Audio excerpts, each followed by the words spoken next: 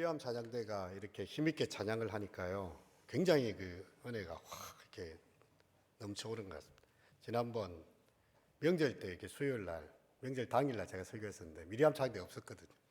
뭔가 확 빠진 듯한 느낌이 있었는데 오늘은 꽉 찬 느낌이 들었습니다. 하늘을 볼 겨를도 없이 정신없이 세상을 살다가 마음의 먹먹함이 내 삶을 짓누를 때, 그때야 주님을 찾게 되죠. 행복을 느낄 겨를도 없이 분주하게 세상을 살다가 인생의 허무가 내 삶을 짓누를 때, 그제서야 주님을 찾게 됩니다. 오늘도 여전히 주님은 그 자리에서 우리를 끊임없이 돌보시는데 부족한 나의 영혼은 아직도 갈 길을 모릅니다. 내게 믿음을 주소서, 내 연약한 마음을 돌보소서, 한없는 주님의 사랑 알게 하소서, 영원까지 그의 백성 지키시는 우리 하나님 바라보며 살게 하소서. 제가 이렇게 차를 타고 가는데 이런 가사를 읽어주더라고요. 근데 이게 찬양의 가사였어요. 세상을 사는 지혜라는 이런 곡이 있나, 악보가 나중에 보니까 있더라고요. 하늘 볼 겨를도 없이 그렇게 바쁘게 사는 인생, 행복을 느낄 겨를도 없이 분주하게 살다가 주님이 잊어버리고 우리가 뭔가 빠져버린 것 같을 때, 근데 주님은 항상 그 자리에 서 계셨다. 마치 부모님이 우리가 평상시 잊고 살지 않습니까? 생각날 때가 있어요. 근데 부모님 항상 그 자리에 계셨거든요. 우리가 잊고 살 뿐입니다. 안부 전화를 자주 못하고 찾아뵙지 못해서 그렇지, 부모님은 기다리고 계시고 항상 그 자리에서 이놈의 자식 잘 지내나 이렇게 생각하고 있듯이 우리 주님도 항상 그 자리에서 우리를 돌보고 계시는 줄 믿습니다. 자, 요셉이 형들이 왔다, 이 소식이 바로한테 들려졌을 때요, 이 바로와 신복들이 어떤 반응을 했습니까? 너무 기분이 좋고 크게 기뻐하였다 했습니다. 그리고 애굽 땅에서 수레를 가져다가 너희 자녀와 아내와 아비를 다 데리고 애굽으로 들어오라고 바로가 바로 이야기합니다. 지체하지 않습니다.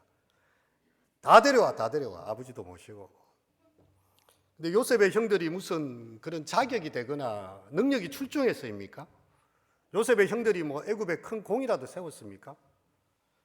그냥 양식 좀 빌리러 온 것밖에는 한 게 없었어요. 근데 단지 요셉의 형이었기 때문에, 요셉의 형들이었기 때문입니다. 요셉 때문에 그 형들과 가족들에게 애굽의 최상급의 오히를 베푸는 거죠. 요셉이 그들을 진정한 형들로, 가족으로 일삼고 입을 맞추었기 때문에 요셉의 잃어버린 가족들이 이렇게 많았다니, 그렇게 생각을 하는 거죠. 우리가 이렇게 한 가족이라는 것은요, 아주 특별한 의미를 가지고 있습니다. 하나님께서 왜 우리의 기도를 들어주셔야 하죠? 누군가의 기도에 대해서 무관심하시는데 왜 우리의 기도를 들어주셔야 합니까? 이게 대통령이 지금 있습니다. 미국의 트럼프 대통령도 있고, 그 사무관들과 비서실장과 이런 사람들이 쫙 포진해 있어요. 누군가가 대통령을 만나러 가서 소원 수리하고 싶은데 이 뭐 넣는다고 대통령을 면대면으로 볼 수 있습니까? 다 잘립니다, 주가를. 이 바쁜 대통령을 누가 만날 거라고. 근데 그 모든 것을 다 제끼고 가서 만나는 사람이 있어요. 누굴까요? 우리 아버지가 대통령인데 아빠 만나러 가야 되겠다는데 이 뭐 이렇게 경비원들이 비켜주는 거죠. 우리와 하나님 사이에 큰 간격이 있어요. 그분은 전능하사 천지를 만드신 분입니다. 말씀으로 이 모든 것을 창조하시고 다스리시고 섭리하는 분이라는 거죠. 근데 우리가 그분을 뭐라고 부릅니까? 우리 사도신경에 보면 전능하사 천지를 만드신 하나님 아버지, 하나님인데 아버지예요. 너무 높으신 분인데 아버지예요. 그래서 기도를 듣는 거예요. 아버지라 부를 수 있는 자격이 그냥 생겼습니까? 이는 혈통으로나 육정으로나 사람의 뜻으로 난 것이 아니라 오직 하나님께로서 난 자들이라. 영접하는 자, 곧 그 이름을 믿는 자들에게는 무슨 권세를 주십니까? 하나님의 자녀가 되는 권세를 주세요. 예수 그리스도 때문에, 십자가에서 이 땅의 모든 죄의 짐을 지시고 죽으신 그리스도 때문에 우리 은혜의 보좌 앞으로 때를 따라 돕는 은혜를 얻기 위하여 담대히 나아갈 수 있는 거죠. 내가 뭘 얼마나 잘해서 하나님 앞에 이 기도를 드려주셔야 됩니다 이야기하겠습니다. 근데 예수님 이름을 딱 끝에 붙이잖아. 예수님께서 날 위해서 돌아가시고 죽으셨으니 너희가 지금까지 구하지 아니하였으나 이제는 구하라. 내 이름으로 구하라. 그래야면 주시리라. 예수님께서 우리의 이 삶을 그리스도의 양자로 삼아 주신 거예요. 혈통적으로 아니지만 그리스도의 피로 값주고 사신 자녀가 되었기 때문입니다. 우리가 하나님 앞에 죄인이죠. 반역하고 속이기를 잘하는 아담의 후손입니다. 하지만 예수님 안에서 떡과 잔을 나누는, 그리고 이게 떡과 잔이 무엇을 의미합니까? 이 떡은 너희를 위하여 주는 나의 몸이니 이 잔은 너희를 위하여 흘리는 피 곧 나의 언약의 피니 이것을 받아 마시라. 그리스도 안에서 다 이렇게 같은 피, A형, B형, O형 없습니다. 그냥 다 예수님의 피로 그리스도 안에서 남자나 여자나 자유자나 종이나 헬라인이나 유대인 상관이 없어요. 복음은 모든 차별을 철폐하고 그리스도 안에서 하나 되게 하는 강력한 힘이 있는 것입니다. 그래서 누구든지 영접하는 자, 그 이름을 믿는 자에게는 하나님의 자녀가 되는 권세를 주시는 거죠. 예수님 때문에 우리가 하나님 양자로 된 것입니다. 근데 이게 우리 집안만, 내만 이렇게 해서 되겠습니까? 지금 잃어버린 아들들이 저기 있어요, 지금. 예. 교회 좀 나왔다가 대학 다니면서 또 취직하면서 저 멀리 떠나간 자녀들도 있고요. 교회 한참 나오다가 시험 당해서 시험이에요. 전화하면 목사님 제가 시험을 치고 있습니다. 시험 당했습니다. 그러면서 교회를 1년, 2년, 3년 사이 이런 잃어버린 양들이 많다는 것입니다. 예. 우리 새생명 축제가 언제죠? 예, 4월 27일. 작정하셨습니까? 백종희 목사님이 이 이야기를 꼭 해랍니다. 이게 중요한 포인트인데 지금. 여러분, 우리만 복음을 느끼고 하나님께 아버지라 기도하고 저 사람은 기도하지 못한다면 너무 불공평하지 않습니까? 그에게도 복음을 전해줘야죠. 그리스도께서 너를 위해 죽으셨다. 나를 사랑하는 하나님이 왜 너를 사랑하지 않겠니? 너 또한 하나님의 자녀야. 우리 함께 와서 하나님 안에서, 교회 안에서 행복을 누리자. 여러분, 우리가 자기 혼자만 이 복음을 소유하면 온 백성에게 미칠 큰 기쁨의 좋은 소식을 전해주셨잖아요. 근데 이 남부민동에 이 아직도 복음을 교회 바로 밑에 있는데도 교회를 안 다니는 사람들도 많습니다. 근데 요즘 참 감사한 거는 이 바로 밑에 블루캐슬이라 여기 뭐 있거든요. 원룸촌이 있습니다. 여기 있는지 없는지도 몰랐죠, 그죠? 여기서 청년들이 한 명씩 나오기 시작하고 잘 등록하고 이번 수련회도 막 나오고 이랬어요. 타지에서 왔다가 교회 앞에 있네. 아무도 안 불러주니까 혼자 찾아 나온 거죠. 누가 이 청년 우리 교회 한번 나올래요? 한마디도 안 했어요. 근데 보니까 한번 오고 싶었어요. 중학교 때 잠시 6개월간 교회 다니는데 그 이후로 교회를 끊었던 청년이었는데 수련회 와서 함께 찬양하고 너무 좋아하더라고요. 바로 밑에 있는데 안전해 주니까 전하는 자가 없으니까 어떻게 그들이 복음을 듣고 올 수 있겠어요? 그래서 우리가 믿고 안 믿고는 그 사람의 그거겠지만 우리의 역할은 하나님의 자녀의 반열에 너도 들어서라. 너는 잃어버린 아들이다. 너는 사실 우주를 만드신 그분의 자녀야. 그분께 기도할 수 있고 그분께 당당히 나아갈 수 있는 그런 자녀야라고 이야기해 줄 수 있는 거. 이게 바로 복음 전하는 거죠. 그래서 우리가 하나님의 자녀로 함께 예배할 수 있도록 그렇게 할 수 있기를 바랍니다. 의인을 위하여 죽는 자가 쉽지 않고 선인을 위하여 죽는 자가 혹이 있습니다. 대통령이니까 이 사람 소중하니까 막 날라가지고 총탄을 막아주고 왜냐하면 중요한 사람이거든요. 그리고 나의 자녀예요. 이 자녀를 살리기 위해서 어떤 부모님들이 희생을 하기도 합니다. 그런데 돌에 맞아 죽어도 시원찮을 사람을 위해서 내가 대신 그 사람을 위해 죽겠다는 사람이 있습니까? 하는 말이 다 거짓말이고 맨날 못된 짓 하는데 이 사람을 살리기 위해서 자기가 대신 죽겠다 해서 아무도 없어요, 사실은. 그런데 우리가 아직 죄인 되었을 때에 우리가 착한 일을 하려고 하는 것도 아니에요. 선하지도 않아요. 우리는 죄인 되었을 때에 그리스도께서 우리를 위하여 죽으셨어요. 그것이 바로 하나님께서 우리에게 보여주는 사랑이었어요. 이거 정말 놀라운 사랑이죠. 그냥 말로 하는 사랑이 아니에요. 내가 너를 사랑한다 이게 아니고 그냥 자기 아들의 목숨을 내어주신 거죠. 우리 청년 중고청 수련회도 이야기했지만 너는 얼마짜리야? 하니까 예수님짜리. 하나님 보실 때에 예수님과 맞바꾸고 그리스도를 십자가에 그가 찔림 우리의 허물이 나며 그가 상함 우리 죄악을 인함이라. 그가 징계를 받음으로 우리가 평화를 누리고 그가 채찍에 맞음으로 우리가 나음을 입었다. 우리와 맞바꾸신 그런 사랑이신 거죠. 그래서 우리가 그 사랑 안에서 믿음의 가족이 되는 것입니다. 요셉의 형들이 귀향길에 오르는데 요셉이 딱 한마디 던집니다. 싸우지 마라. 얼마나 이 형제들이 자기들끼리 시기다툼이 많은지 너무나 잘 알고 있어요.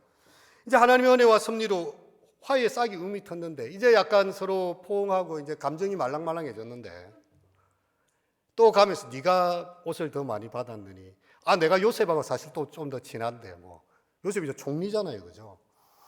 뭐 이러면서 서로 다투거나 할까 싶어서 좀 싸우지 말고 우리 경상도 사투리로 모든 게 한마디 요약되죠. 그러면 다 알아듣습니다. 그냥 그만 이야기하고 지금 요셉이 그렇게 이야기해요. 다투지 마라. 자, 이제 아버지가 지금 막내 베냐민도 안 보이고 시몬도 갇혀 있고 자녀들은 소식도 없고 요즘처럼 뭐 카톡도 안 되고 문자도 안 보내주고 전화도 안 되는 시절에 얼마나 마음이 속이 상하겠습니까? 다 죽었나 이제. 얘들 오다 길강도만 아니면 그 애굽에 다 잡혀갔나 생각이 됩니다. 그런데요, 베냐민이 짠 하고 나타난 거예요. 시몬도 나타났습니다. 근데 이것은 기쁨의 작은 시작일 뿐이었어요. 더 기쁜 소식을 전합니다. 아버지 요셉이 살아 있습니다. 와, 야곱은요, 여기 성경에 보면 뭐라고 되어 있는가 하면요, 믿지 못하여 어리둥절했다 했어요. 여러분 너무 좀 황당한 이야기를 들으면 사람이 어리 빠진다고 하죠. 이게 진짜 거짓말인가 진짜인가 볼을 꼬집어보고 그렇게 합니다. 다만 어리둥절하여 그 말을 고지 들을 수가 없는 상황입니다. 요셉이 살아있다니. 직역을 하면 이런 뜻으로 됩니다. 야곱은 그들을 믿을 수 없었기에 그의 심장이 멎어버렸다. 얼마나 충격받았는지 요셉이 살아있다니 심장이 멎었어요. 여러분 야곱의 심장이 멈춘 것은 22년 전이었습니다. 아들들이 놀라운 소식을 하나 가져왔어요. 야곱의 심장을 멈추게 했어요. 그것은 바로 요셉의 찢어진 피 묻은 옷이었습니다. 형들이 요셉을 팔아넣고 나서 아버지 요셉을 너무 애지중지하니까 요셉에 대해 반드시 물을 거거든요. 그래서 짐승을 잡아다가 피를 찍어가지고 쇼를 한 것입니다. 그 아버지가 놀래 자빠진 거죠. 그때 심장이 멎었어요. 아버지는. 이제 애굽에서 올라와 가나안으로 들어가서 이 형제들이 아버지를 만났을 때 요셉이 살아 있습니다. 22년 전에 죽은 아들이 어떻게 살아나? 심장이 멈춘 거죠. 도대체 믿어지지가 않습니다. 믿어지지가 않아요. 근데 증거가 있습니다. 뭔가 하면 수레가 왔어요. 수레가 하나. 물론 여기에 보면 옷도 있고 뭐 여러 가지 식량도 있고 이런 거는 경상도 말로 뚱쳐올 수 있습니다. 근데 수레는 가져올 수 없어요. 이건 왕의 수레이기 때문에 애굽의 파라오의 이 파라오만 탈 수 있는 수레인데 이걸로 누가 이렇게 만들어서 가져온단 말이에요. 그걸 보고서야 본문에 보면요. 기운이 소생했다고 했어요. 기운이 소생. 심장이 멎었다가 순간 나를 속이는 게 아니구나. 진짜구나. 애굽의 총리가 됐구나. 저 수레를 보니까 눈이 휘둥그레지면서 기운이 소생했다. 그래서 이제 말합니다. 족하다 이제. 내 아들 요셉이 지금까지 살았으면 내가 죽기 전에 가서 그를 보리라. 그를 보리라. 예전에 이 요셉이 어릴 때 아버지한테 꿈 이야기를 했습니다. 형제들이 꿈 이야기 했습니다. 내가 꿈을 꿨는데 해와 달과 11별이 쫙 이렇게 펼쳐져 있는데 이렇게 내게 절하더이다. 이런 걸 하니까요. 아버지가 그를 꾸짖고 그에게 이르되 너의 꾼 꿈이 뭐냐? 나와 너의 어머니와 내 형제들이 참으로 가서 땅에서 내게 절하겠느냐? 아버지가 약간 야단치듯이 이야기했거든요. 아니 해와 달과 별과 모든 것들이 네한테 절한다면 그런 일은 도대체 생각이 안 되는 일이었습니다. 근데 이 꿈은 이제 실현이 되고 있는 것입니다. 총리된 아들에게 가서 절을 하면서 그 아들을 맞을 때가 된 것이죠.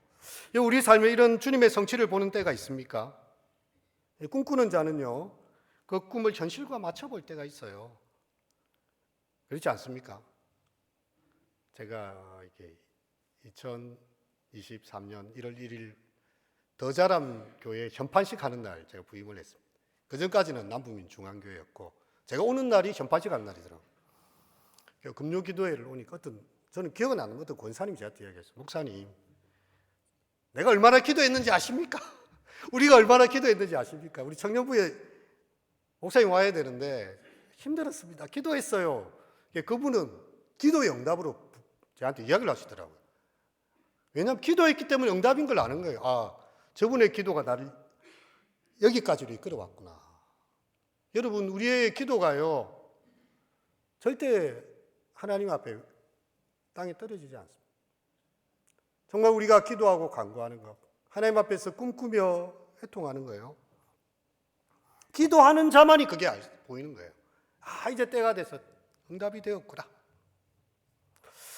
여러분, 요셉이 죽었다는 소식을 예전에 듣고 얼이 빠져가지고 요셉이 조각조각 찢겼구나라고 울부짖었던 야곱, 이제는 환희에 넘쳐 소리를 질러요. 이제는 죽어도 한이 없다. 내 아들 요셉이 살아있다니, 죽기 전에 가서 그 애를 한번 내 눈으로 직접 보겠다. 야곱이 그동안 죽음이라는 말을 입에 달고 살았어요. 사랑하는 아들 요셉이 죽었다는 이야기를 듣고 난 이후부터는요, 아이고 죽겠네. 이게 야곱이 내가 내 흰머리가 음부로 내려가겠네, 이런 말이 입에 달고 살았어요. 마음이 다 죽어버린 거예요. 그때 요셉이 죽는 순간, 그 소식을 들은 순간 비통함과 한탄 속에서 지금까지는 죽겠네라는 단어를 썼는데 이제 뉘앙스가 바뀌었습니다. 아이고 이제 죽어도 한이 없네. 좋아 죽겠네. 너무 기분이 좋구나. 똑같은 단어인데 설레임과 기쁨으로 변화되고 있다는 거죠. 이것이 우리의 신앙의 비결 아니겠습니까? 두려움이 변하여 내 기도 되었고 전날의 한숨 변하여 내 노래 되었네. 한숨을 노래로 바꾸시는 하나님. 두려움이 기도로 바뀌어지는 순간 주님께서는 그 한숨을 찬송으로 바꾸기 위해서 일하고 계시다는 거죠. 이제 말씀을 마치겠습니다. 우리의 모든 삶이 그분의 손 아래 있어요. 야곱도 이런 것까지는 생각하지 못. 22년이면 모든 게 다 끝난 세월 아닙니까?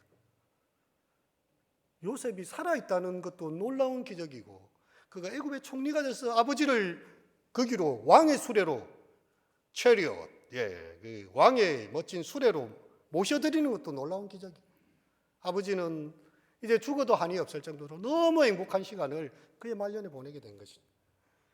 우리가 알거니와 하나님을 사랑한 자 그 뜻대로 부르심을 입은 자들에게는 모든 것이 합력하여 선을 이루시죠. 하나님께서 자기를 사랑한 자들 위하여 예비하신 것은 눈으로도 보지 못하고 귀로도 듣지 못하고 마음으로도 생각하지 못한 것임을 믿습니다.